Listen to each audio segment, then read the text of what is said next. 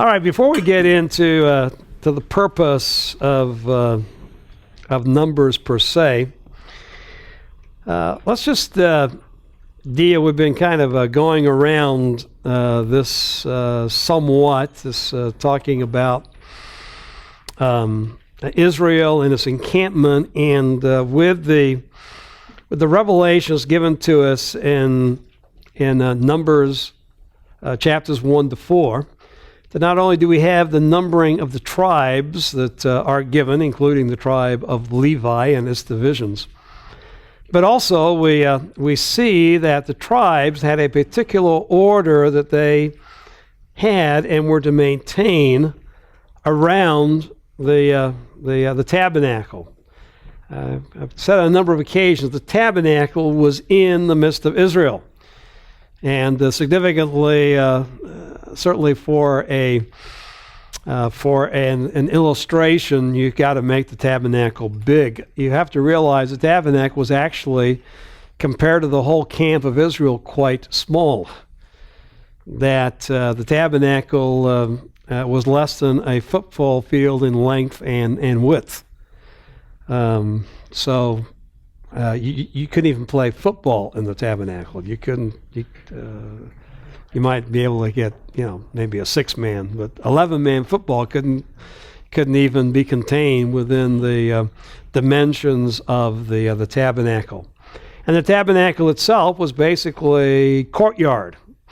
That as you came through the doorway, you came to the altar, and of course that's where the offerer would bring the animals, and the courtyard is where they would be slain, and where the blood would be manipulated, dashed next to the altar by the priest, and then as the animal was butchered, as we talked about last week, it would be then placed by the priest on the altar to be burned.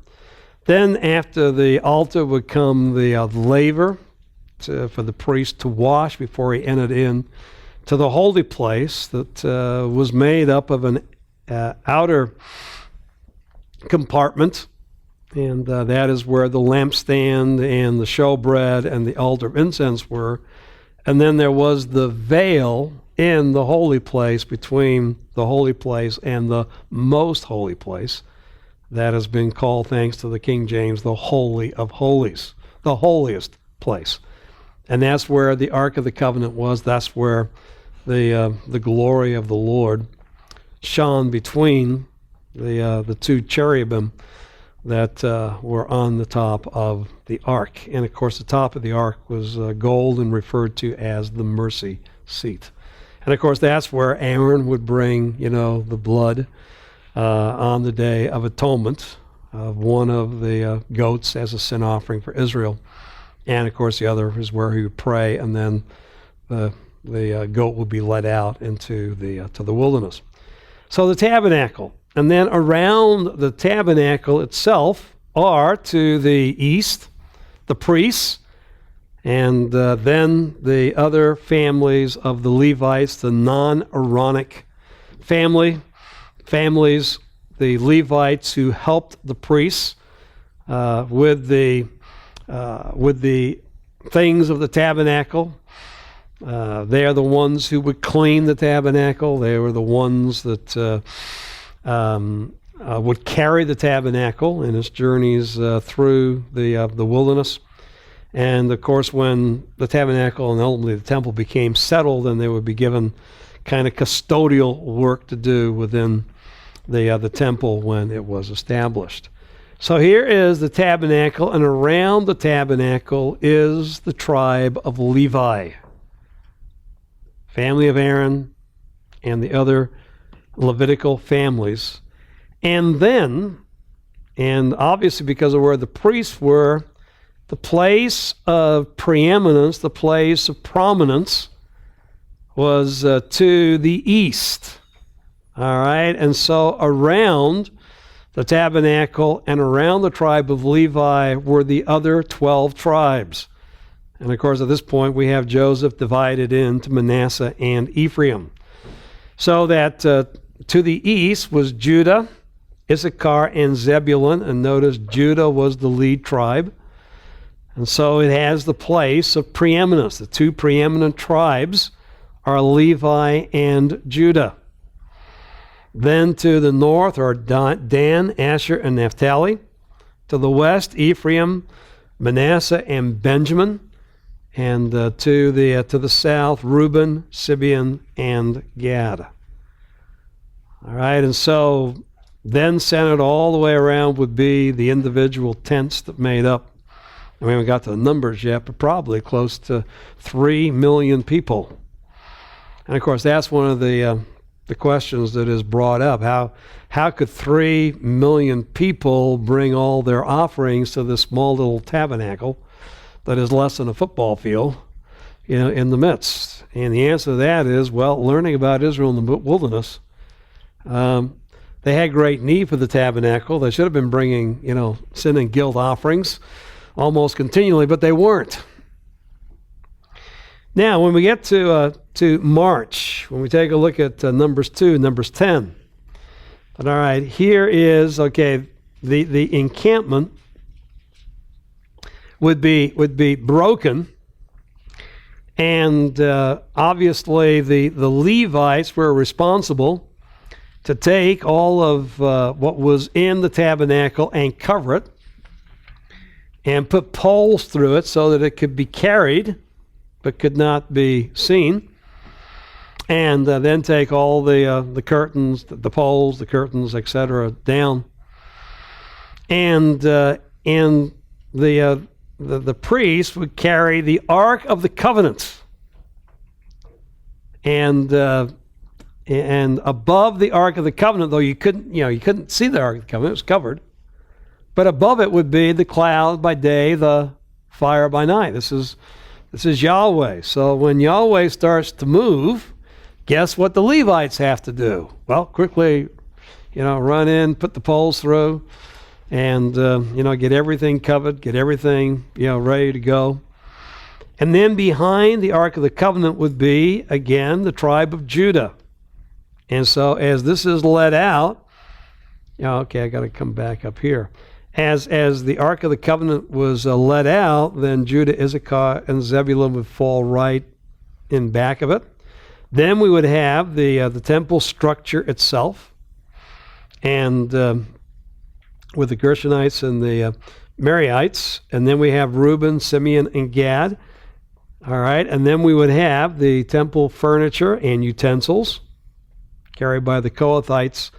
And then we would have Ephraim, Manasseh, Benjamin, followed by Dan, Asher, and Naphtali. And everyone would get in order. And of course, they're all following the Lord. They're all following the Ark of the Covenant and the cloud or the fire that was above it. And while it kept moving, Israel kept moving. And once it stopped, all right, Levi's got to quickly go and, put it down and put the holy place back together again, that inner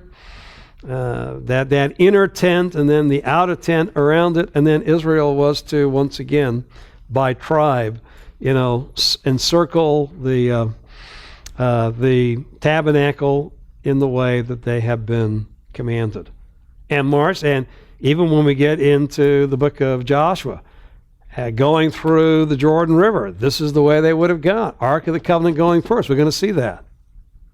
Followed by the tribes. And even when they marched around Jericho, how are they going to march? Same way, the Ark of the Covenant is going to go first, and all Israel will follow. Kind of a very, very interesting army, isn't it? No, but everyone had its place, and every tribe knew exactly where they would fall in, and so this was all very, very organized. Now, what I believe happened after Kadesh Barnea is the tabernacle was set up at Kadesh Barnea, and Aaron and his family were still here to minister. But basically what happened is this whole organization fell apart. And we think in terms of, Israel wandering. Yes, they did. They had to go through the wilderness, and I don't know where the manna was. But and I don't know how greater, area, because even this probably for 3 million people, was a mile or two in circumference. At least could have even been larger than that as far as this organization. But all that broke apart, and so the people just go, and basically they were semi nomadic, and they stayed that way.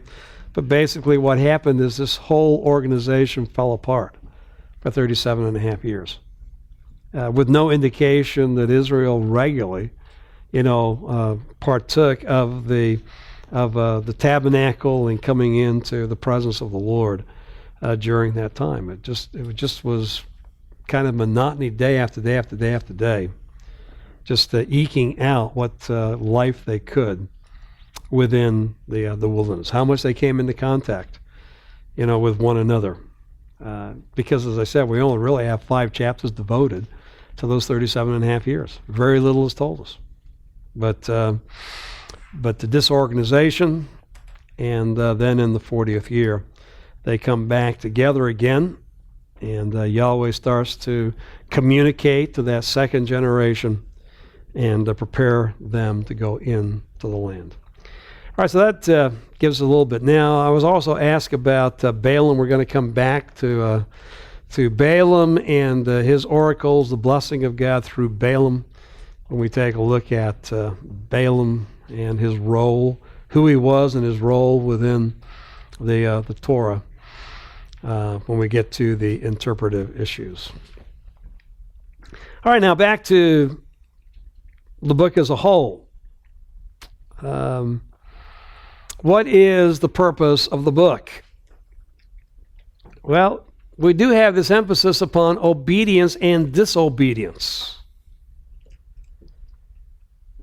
And in chapters 11 to 25, the heart of Numbers as we know it, the emphasis is upon failure, the failure of Israel to obey Yahweh in faith that brought Yahweh's discipline by death. Now remember, within the Torah as a whole, Numbers 11 to 25 is really the culmination of the second great division of the Torah that began in Exodus chapter 1. This is the end of the history, the end of the narrative of the first generation of Israel.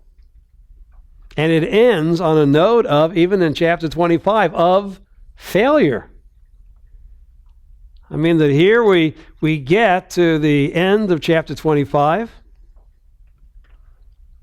of Numbers and see that Israel is participating in idolatry. And so the God who said at Sinai, "You shall have no other gods in preference to me, and you shall make no idol." And in Numbers 25, we see that first generation has a god, Baal, in preference to Yahweh, and is worshiping him. So the note of failure upon which the narrative of the first generation comes to an end. And seen in Numbers, the failure of Yahweh to obey Yahweh in faith brought his discipline by death, a death which culminates in Numbers 25.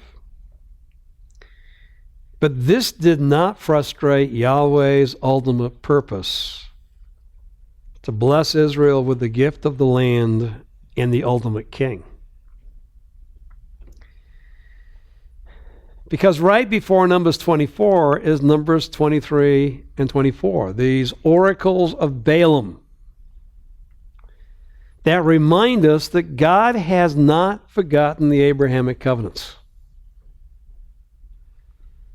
And that God, through Balaam, at this point in the Torah, reminds us of how God is going to accomplish his purpose through the seed of Abraham corporately, and in the latter of the oracles through the seed of Abraham individually. The ultimate king who is going to come. And by the way, that's going to be fleshed out as we get to the end of Deuteronomy.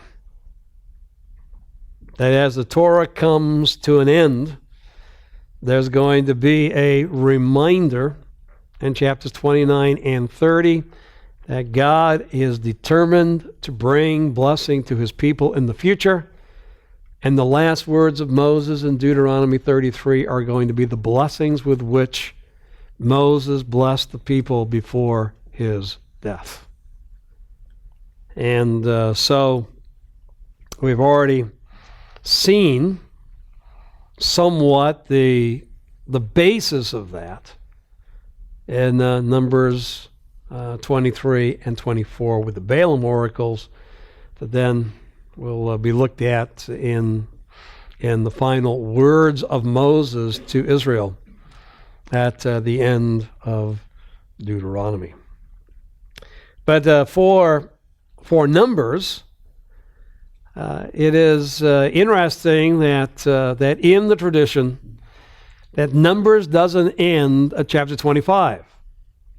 That we then have another 11 chapters where we see the Lord speaking to second generation Israel, as we have seen. And in speaking to second generation Israel, they obey. They take to heart what Yahweh has to say in preparation and anticipation of going in the land, with the implication that they will be successful. And of course, Yahweh has pledged himself to their success in taking the land in chapter 14 in his response to the incident at Kadesh Barnea. And that's literally what is going to take place and did take place in history. The second generation goes in, and of course the history of the second generation is going to go beyond the Torah and into the book of Joshua. So that history, that narrative begins in Numbers 26. So the failure, bringing God's discipline, but the failure of the first generation, the failure of Israel, did not frustrate Yahweh's ultimate purpose to bless Israel with the gift of the land and the ultimate king. Seen in Numbers itself, in Numbers 23 and 24, seen in the Torah itself, as Moses will return to this at the end of Deuteronomy. So that's the purpose. Now, when we get to the literary structure of Numbers, once again we come to the first of our interpretive problems. Numbers has been called somewhat interestingly the trash heap of the Torah. And so, well, what do scholars mean by that? Well, and for those of us who believe in Mosaic authorship, we'll put it this way. This is where Moses dumped all the material he couldn't find anywhere else to put it in the Torah. Or if you want to be critical when you get to OTI, the final editors kind of dumped everything that they thought was beneficial but couldn't find a place for it anywhere else within the Torah, so they put it into Numbers. So that Numbers becomes, as it were, the literary, garbage can of the Torah. This is good, this is valuable, but we don't know where else to put it, so we'll put it here. Or Moses, I don't know where else to put it, and I'm not quite ready to preach yet, so let me just tell you everything else I want to tell you. And it's true, just think of all the varied material that is in Numbers. That you have census lists that make up the first 4 chapters. You have the giving of moral laws, chapters 5 and 6 of Numbers. Chapter 15 at Kadesh Barnea, you have further requirements that are given to Israel in the wilderness, particularly chapter 19. You have moral laws for Israel when they get in the land in chapters 29 and 30. And it's kind of like, well, Moses didn't exactly know where to put these laws, even these other laws at Sinai, so he kind of puts them at the end. All right, Sinai's almost over, but I got some more laws. I got to get in there. So Moses, received from Yahweh. Yahweh spoke to him, gave him these further laws. Gave him laws in the wilderness, gave him laws getting ready to go in the land. I mean, just some more laws. But you've also got, you got a lot of narrative, particularly battle narratives that are given to us in, chapter 21 of Numbers, and again in Numbers chapter 32.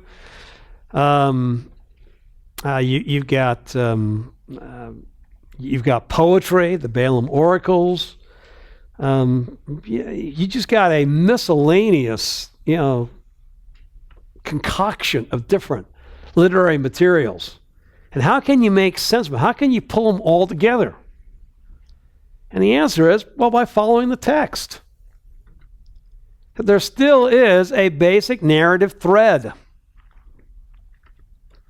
Israel is still at Sinai in the first 9.5 chapters.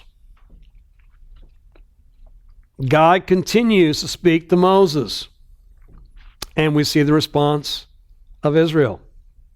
And they leave Sinai, and they go into the wilderness. They come to Kadesh Barnea and the events that take place there. And then finally they come to the plains of Moab. In other words, there is a narrative structure upon which all of this material hangs in Numbers. So this is not just a meaningless concoction. And interestingly, even in liberal circles, they have too been chastened with the fact that if you read the text carefully, it does make sense. If you follow the narrative, there is an order, there is a structure. So there is coherence. And once again, we read the Bible as if it is a coherent document. That there's a mind behind it, and there is a mind behind it who has put it together. Now, assuming that, what exactly is the pattern that is used? And I've given you, and because certainly it is kind of the geographical chronological flow, and this is the major way in which Numbers has been understood. Just follow the geography. Sinai, the first 9.5 chapters, and then the events from Sinai to the plains of Moab, chapter 10, 11 through 22, 1, and then the events that take place in the plains of Moab. And since there is movement, obviously there's chronology. Not that the first 9.5 chapters are necessarily in a linear chronology, but they all take place at Sinai. And then again, chapter 10, 11 through 22, 1 is once again not necessarily within the section in strict chronology, but they take place from Sinai to the plains of Moab. Now, some divide even further, or subdivide this second great division geographically, because really from 10:11 through the end of chapter 12, Israel is going from Sinai to Kadesh. Then in chapters 13 to 20, we have the events that take place at Kadesh. And then in 21, we move from Kadesh to 22:1 to the plains of Moab. And I think as far as chronology is right, that's important to see. That chapters 11 and 12 happen before chapters 13 and 14, which happened before chapters 15 to 19, which happened before chapter 20, the 40th year, and the movement and battles in chapter 21.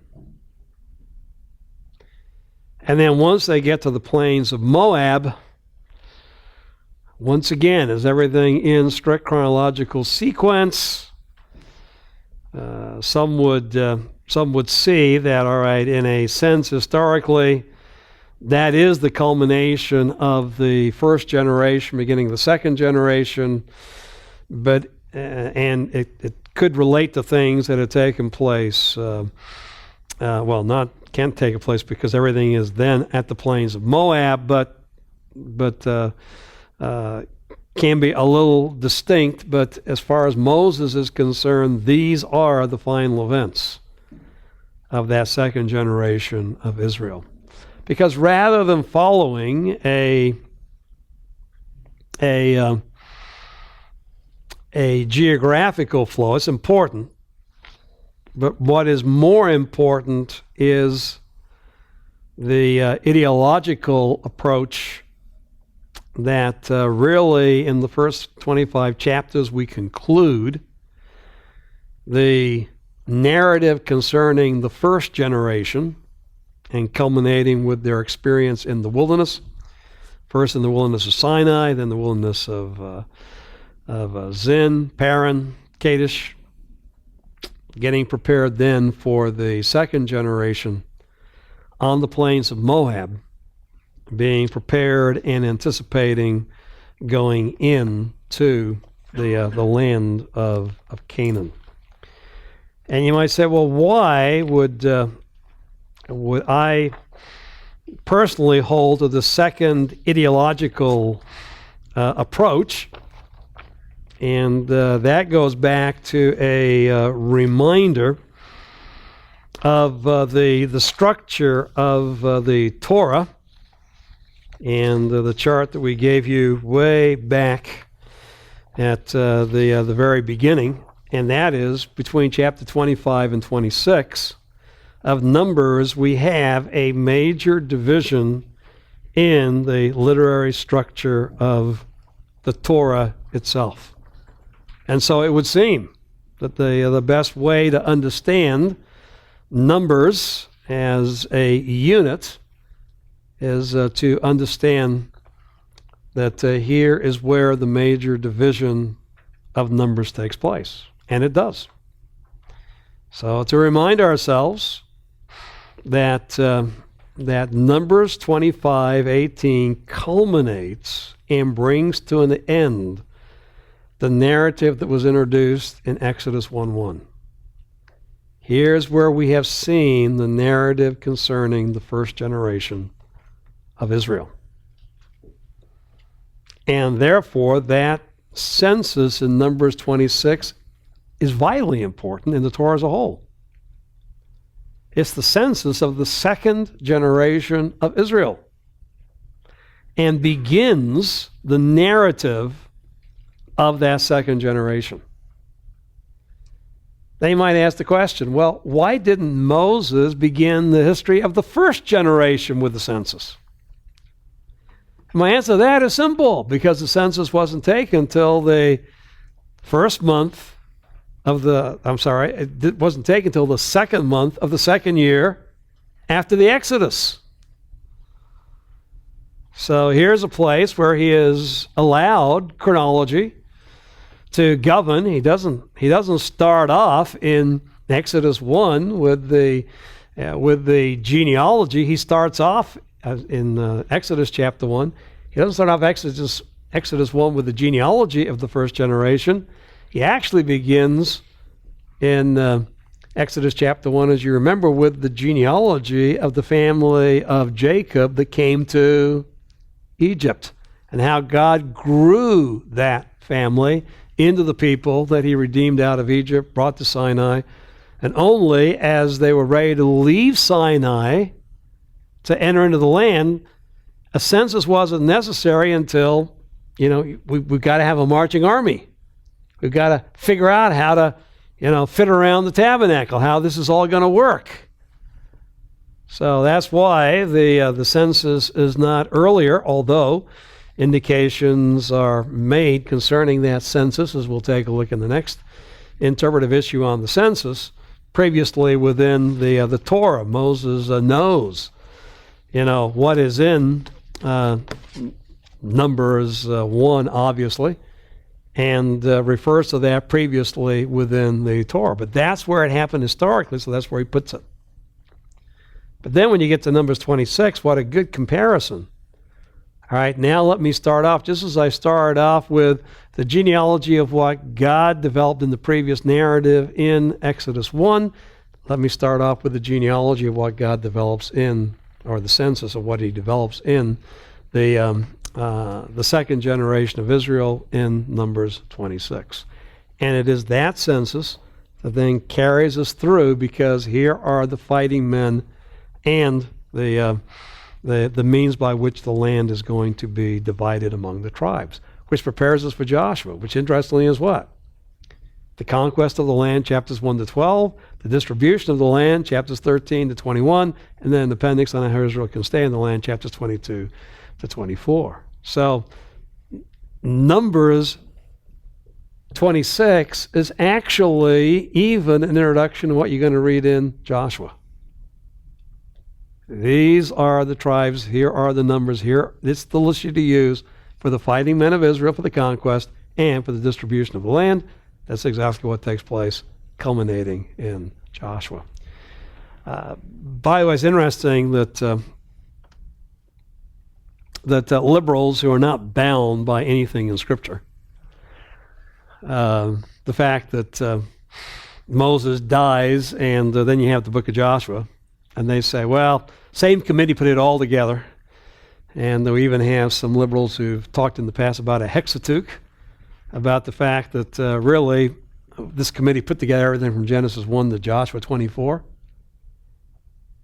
Hex, 6, hexateuch. Pentateuch is 5, hexateuch is 6. This is all stuff you don't need to know, but it's interesting. Well, you do need to know to read, because you are going to run into different commentators are going to talk about a hexateuch and whether it's possible or not. But this is where the same, the same committee, the same redactors, using the same documents, put together everything from Genesis to Joshua, and you can see as you read the text without any understanding that Moses was the author who died and can't have written what is in the book of Joshua. You can see how, if this is post-Mosaic, they could actually think in terms of Joshua as a part of that narrative as well. And you know it is. In fact, everything from Joshua to Kings. And you know who that ultimate redactor, that ultimate editor was? Someone called the Holy Spirit. Right? They can take what Moses has written and then build upon it, with later authors, the author of Joshua, the author of Judges, the author of Samuel and Kings, and actually say that, you know what, the narrative really doesn't come to an end until Israel loses the land. And all that goes back to what Moses had to say as well. So it's interesting. You take Moses out, you take Moses out of the authorship, and all of a sudden you start to say, look, the narrative begun in Numbers 26 doesn't end until the end of Joshua. And they're right. But the one who brought it together was not some human committee or a human author. It is the Holy Spirit who leads another author to pen what is in the book of Joshua and, as it were, complete that narrative, but to be continued when we get to the book of Joshua. But so here it is. This is how the Torah is going to end. It's going to end in the beginning of the narrative and Moses' message to the second generation of Israel, and that begins in Numbers 26. So therefore, where is the major division in Numbers? Getting back to it. If that's true about the Torah as a whole, then the major division is between Numbers 25 and Numbers 26. Now a little further, and I'm giving these charts. But there is also, because this concludes what the Lord led Moses to write, that what is introduced in Numbers 26 and 27 is going to be echoed again when you come to the end of the Torah in Deuteronomy. We've already seen they got there in chapter 22, verse 1, the plains of Moab, across the Jordan from Jericho. Guess where they are in 26 too? Or 26:3, the plains of Moab by the Jordan at Jericho. Guess where Israel is in Deuteronomy chapter 34 when the Torah comes to an end? They are, once again, in the plains of Moab, which is opposite Jericho. It's from there that Moses went to Mount Nebo, to the top of Pisgah, and looked at the promised land. And there we are there. This is the land, 2652, that God is going to give to Israel as an inheritance. Actually, we should add 52 through 56. According to these, the land shall be divided for an inheritance according to the number of names. Chapter 31, verse 7, Moses is going to remind Israel that they are going to go in and take the land that God has given to them as an inheritance. So you shall be strong and courageous, he tells Joshua, you shall go with this people in the land which the Lord has sworn to their fathers to give them, and you shall give it to them as an inheritance. Already in chapter 27, we see the Lord said to Moses, verse 12, go up to this mountain to see the land which I have given to the sons of Israel. What's the last narrative recorded in Deuteronomy 34? Moses goes up to the mountain, does exactly what God commands him to do, and sees the land before he dies. So much that is introduced to us in Numbers 26 and 27 is echoed in the end of Deuteronomy chapters 31 to 34. And I've just given you 3 examples of a number of examples that can show once again a rounding out of the narrative by Moses in the direction of the Holy Spirit. What is introduced in Numbers 26 and 27 is brought to conclusion in Deuteronomy 31 to 34. And Numbers itself. It is interesting as you go through Numbers. I'm going to go back to Numbers 26 and 27. But in Numbers 26:33, that in the midst of the census, and everything is very, very ordered, the family of, that in verse 33 we're introduced to Zelophehad. And Zelophehad had no sons, but only daughters. And so the names of his daughters, I mean, this is unique, this is distinct. Nothing else like this occurs in the census. So here's this poor guy, he has no sons, he just has 5 daughters. He gives their names. And then we come to chapter 27, and we have a narrative in the first 11 verses concerning the daughters of Zelophehad. And it's very interesting that Zelophehad, verse 3, is one of those who died in the wilderness. So whose numbered are these 3 daughters? I'm sorry, 5 daughters. The 5 daughters. And he had no sons. Why should the name of our father be withdrawn from among his family? Because he had no son. Give us possession among our father's brothers. All right, so when our uncles get their land, we should get land in that general vicinity that should be ours, and we will maintain the land, the name of our father over that land. And the Lord brought their case before the Lord, and the Lord said, righto. Exactly. And even gave some further statements about inheritance rights if a father dies without a son. Then how it would pass, and so that his name might be maintained. Significantly return to the daughters of Zelophehad at the very end of Numbers.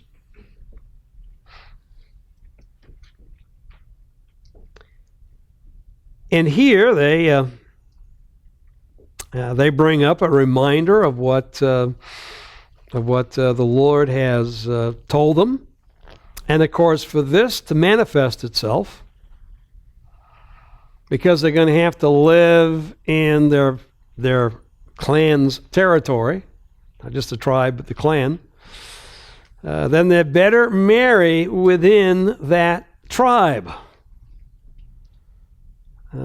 Because obviously you can't transfer land. Okay, here's your daughter, all right, and you marry from another tribe. It's kind of hard to move the real estate to that tribe. So, yes, you're going to have land rights, you'll get the inheritance, but you have to, okay, now you're bound to fulfill this, marrying someone from their own tribe. And in fact, again, that's what's going to happen to anybody else who a father dies without sons.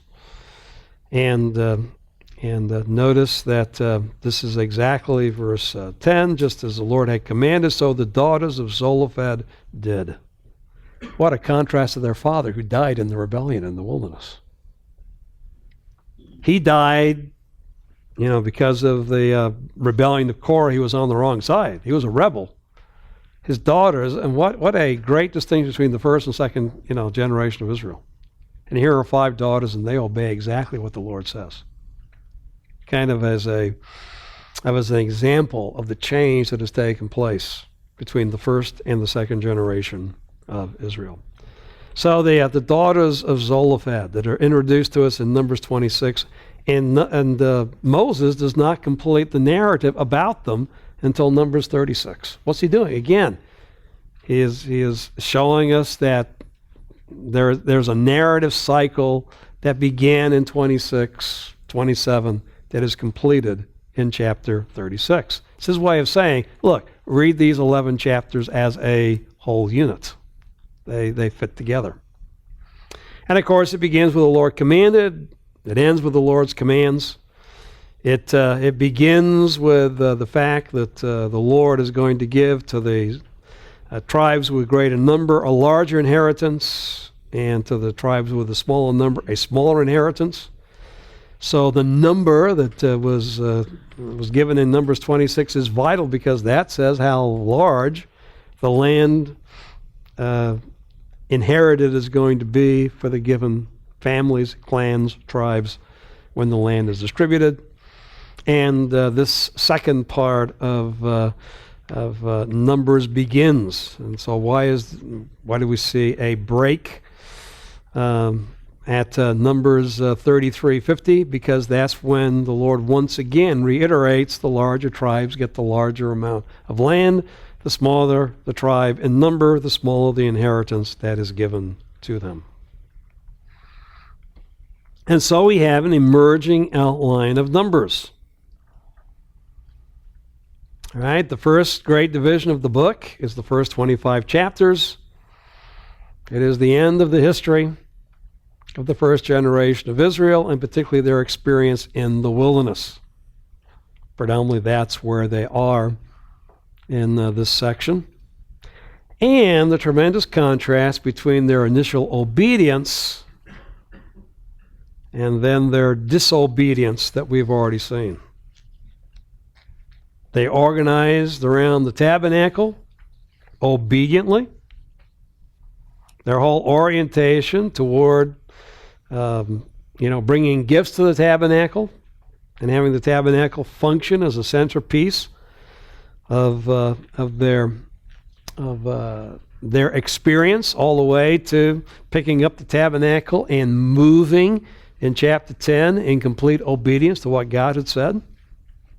So their organization, orientation, That is one of complete obedience to Yahweh in the first 10 chapters. It all falls apart in chapter 11. And that disobedience that is seen all the way through chapter 22, verse 1. But in 22, we see the final rebellion. In fact, this final rebellion that is preceded by Yahweh's blessing that is pronounced through Balaam. Oops, so you can see it all there. And then in chapter 26 through 36, we then have the renewed experience here, the renewed experience of the second generation, renewed obedience that is seen in the last 11 chapters, with the preparation and then the anticipation of the conquest of the land. So, two major divisions of Numbers as we have it. First 25 chapters that culminate the second great division of the Torah, that are divided between Israel's obedience and then disobedience.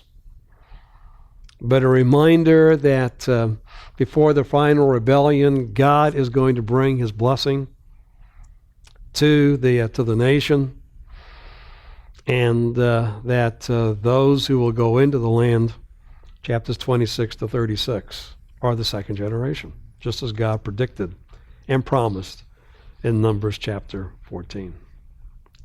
All right, so this is how I would see the structure of Numbers, and once again, it fits against the structure of the Torah that we have seen. All right, any questions about the structure, the coherence? It does fit. It's a part of the Torah. It's part of the storyline of the Torah. So it is not a trash heap where Moses put what he couldn't find any place else to put within the Torah. It has organization, it has structure, it has coherence, and it is part and parcel of what is in the Torah as a whole. It fits the book of Numbers.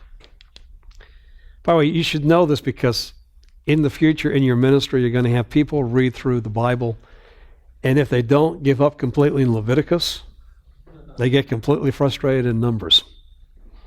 So if you're going to challenge them to read through the Bible, you have a Bible in a year plan, so get ready around the 1st of February when they hit Leviticus. And know for those who make it through Leviticus, you better be ready at the end of February because they're going to come asking you questions about Numbers. I can't put this together. It just seems like a mishmash.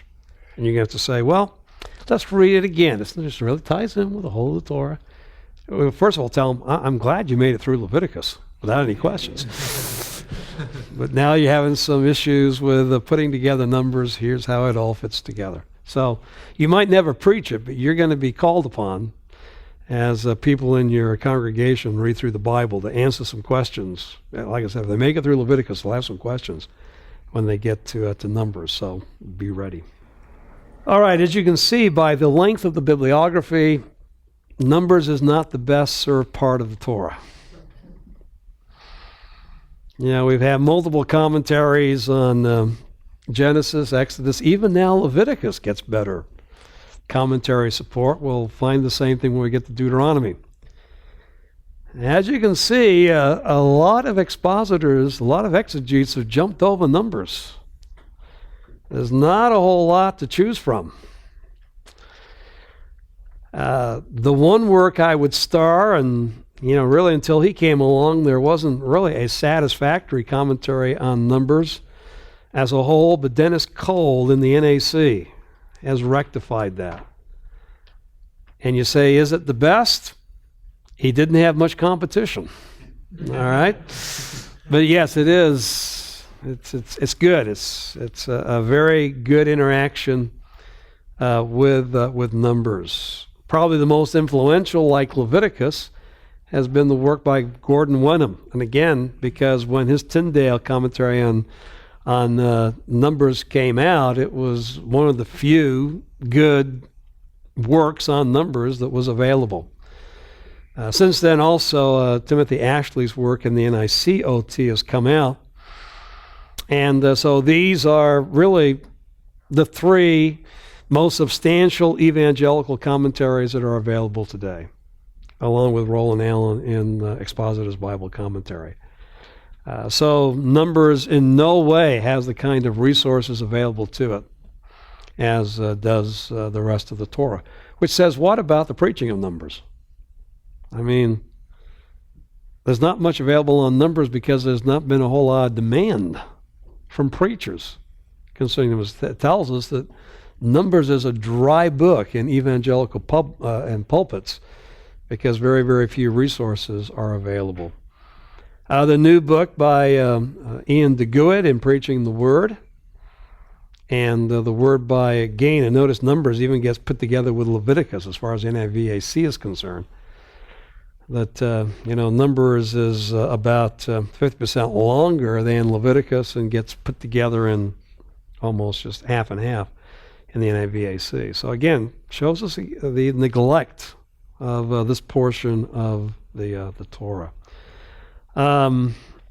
So it's, I can say it this way, gentlemen. You can get to a church and you can almost assume they haven't heard anything about Numbers. They've never heard a message about Numbers. They haven't dug into this area of the text. And so if you think your church is well taught, well, give them Numbers, and they're probably going to get something they haven't gotten before. So here's the bibliography. As I said, Cole is the best, but there's not a whole lot to choose from. And these are the best works that are available.